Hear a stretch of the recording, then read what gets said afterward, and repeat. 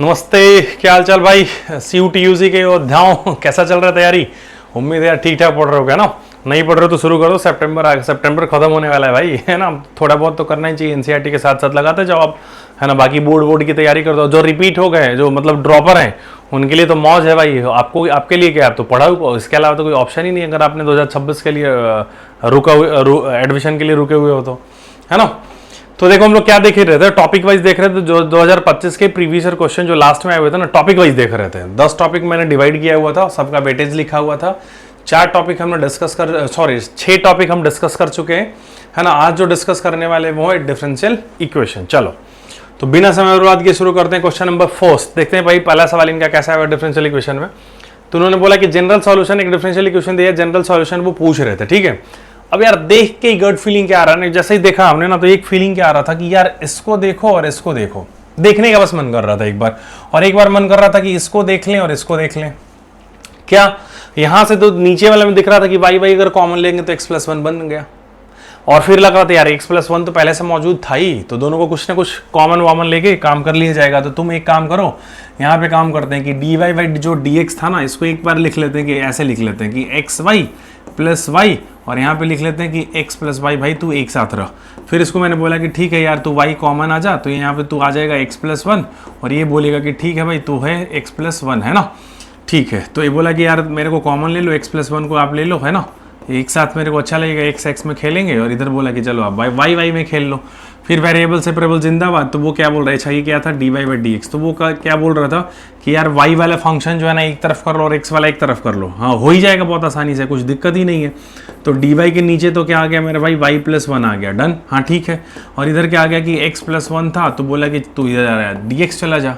फिर क्या हो गया, जिंदाबाद, integrating on both side. Integrating on both side किया तो क्या किया, लॉग, है ना, y+1 बेस क्या है, e है ना, और यहाँ पे किया तो क्या हो गया, x² plus x plus c। Option match कर भाई, ऑप्शन सेकंड इज द जिंदाबाद, है ना, सेकंड करेक्ट ऑप्शन हो गया। ठीक है, तो ये क्या है, मैं बार बार बोलता हूँ यार इसके सवाल छोड़ के नहीं जाने डिफरेंशियल इक्वेशन के, इतने आसान पूछते हैं वो, समझ रहे हो।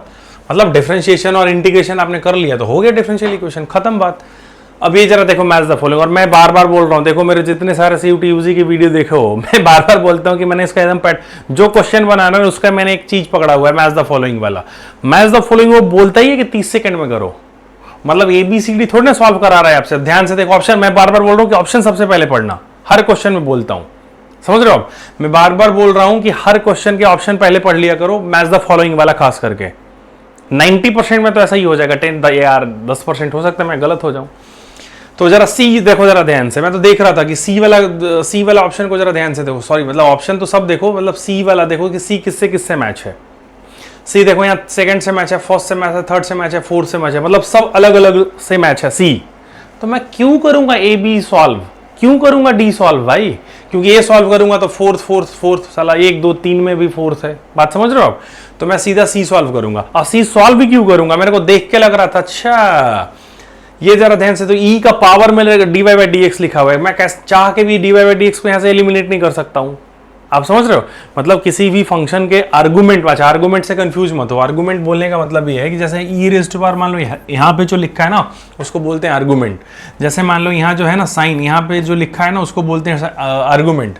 तो सबसे पहले जो डाउट जाता है ना, कब डिग्री डिफाइन नहीं होता, 99% केस में क्या होता है, जब फंक्शन के आर्गुमेंट में लिख देता है कोई dy/dx या फिर जो भी, मतलब समझ रहे हो ना, ऐसा कोई टर्म लिख दिया गया, तो वो देख के ही लग रहा है यार तुम कुछ भी कर लो तुमको हटा नहीं सकते हम।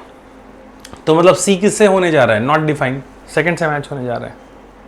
क्यों पेन चलाएंगे यार, नहीं चलाएंगे पेन। तो सी सेकंड से मैच होते ही ये गया ये गया ये गया, कौन बचा, फर्स्ट।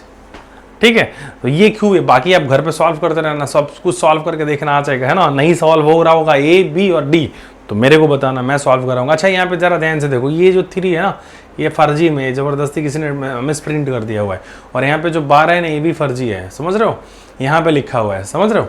ये है क्यूबी कैसे लिखा हुआ है, ये मतलब dy/dx का पावर 1/3 है, और यहाँ पे d²y/dx² का पावर 1/12 है। ठीक है, डन। ठीक है, थर्ड क्वेश्चन देखो, थर्ड क्वेश्चन पढ़ो, इंटीग्रेटिंग फैक्टर। मतलब इंटीग्रेटिंग फैक्टर कहां पे होता है, तुरंत दिमाग में जैसे ही बोलेगा ना इंटीग्रेटिंग फैक्टर, तुरंत दिमाग में क्या जाना चाहिए, अच्छा dy बाई dx में लिखा हुआ है, सब इधर x का फंक्शन है, तो इसका कोफिशिएंट क्या होना चाहिए था, इसका कोफिशिएंट क्या होना चाहिए था, कुछ भी नहीं होना चाहिए था, है ना। क्यों, क्योंकि हम लोग ये जानते हैं कि dy by dx plus P of x, है ना, कोई x का फंक्शन हो जाए इंटू वाई हो जाए और यहाँ पे q ऑफ x हो जाए।